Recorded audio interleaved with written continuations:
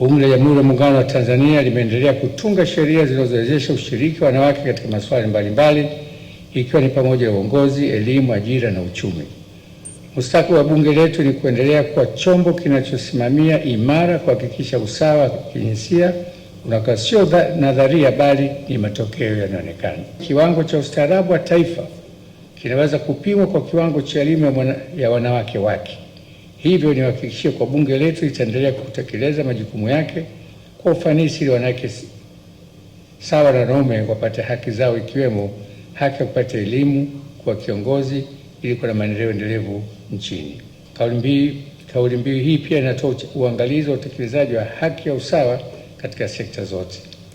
Bunge litaendelea kusimamia kwa karibu utekelezaji wa programu za uwekezaji huu Girls and Tech Program. Na mwisho, kauli mbiu inaitishia uimarishaji mifumo ya uongozi jumuishi. Katika mustakabali tunaojenga, tunataka kuwa na wanawake zaidi wakiwa viongozi kama vile wakurugenzi, mawaziri, makatibu wakuu, wabunge na hata viongozi wa kimataifa. Programu Mwanamke Kiongozi ni moja ya mikakati madhubuti ya kufikia lengo hili. Niwahakikishie kuwa bunge litaendelea kuwa mdau wa kwanza kuhakikisha mazingira mazuri ya kisheria yanawezesha safari hii ya maendeleo. Kwa hitimu awamu ya 11, hongereni sana. Tumeshuhudia safari ya miaka mingi ya mafanikio ya programu hii ambayo imezalisha viongozi wanawake kutoka taasisi mbalimbali. Uongozi ni nidhamu, huduma na matokeo. Mtumie nafasi zenu za mafunzo haya kubadilisha jamii zenu, sehemu zenu za kazi na hatimaye taifa letu. Wito maalum kwa viongozi, sekta binafsi, taasisi za fedha, wafanyabiashara na wadau wote kuchangia katika matibabu ya watoto wenye matatizo ya moyo. Watoto hawa wana ndoto ambazo zinaweza kutimia iwapo watapata haki yao ya msingi ya kuishi na kupata tiba. Niwaombe kutoa udhamini wa upasuaji kuchangia vifaa tiba. Niwaombe kutoa udhamini wa upasuaji kuchangia vifaa tiba na kusaidia kampeni za uchunguzi mapema mashuleni na vijijini, kwani kinga ni bora kuliko tiba. Kwa pamoja tunaweza kuokoa maisha ya watoto wengi zaidi. Programu hii kama Samia Scholarship na maboresho ya mifumo ya ulinzi kazini ni uthibitisho wa dhamira hii.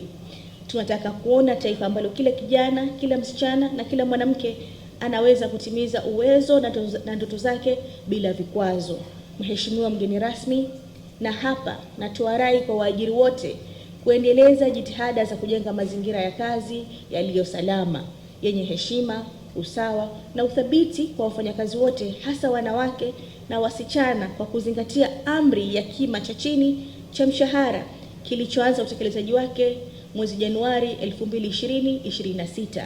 Aidha, nipongeze hatua ya ATE na NHO kwa uzinduzi utakaofanyika wa programu ya Girls and Tech Program. Hakika hizi ni juhudi maalumu za kuvunja vikwazo na kufungua fursa kwa wasichana katika tehama. Katika kohoti ya 11, taasisi 21 zimeleta wafanyakazi wao kushiriki katika mafunzo haya. Hii ni ishara ya dhamira ya waajiri kuunga mkono usawa wa kijinsia mahala pa kazi. Tunawashukuru wadau wetu wa kimataifa NHO pamoja na washirika wetu sana ambao tumekuwa nao pamoja katika safari hii tangu mwaka 2016. The program inaitwa Girls and Technology, Breaking Barriers, Building Dreams. Kupitia mpango huu tunafungua milango kwa kizazi kijacho kwa wasichana katika sayansi na teknolojia. Tunawajengea ujasiri, tunavunja vikwazo, tunawapa nafasi ya kutimiza ndoto zao katika dunia ya teknolojia. Hii ni katika kuchangia juhudi za serikali za kumuinua mtoto wa kike asiachwe nyuma kwenye masomo ya sayansi. Kwa wahitimu wa Female Future Program, elimu mliyoipata ni chombo, ujasiri wenu ni nguvu, na hatua zenu ndizo zitakazobadilisha sehemu zetu za kazi na jamii.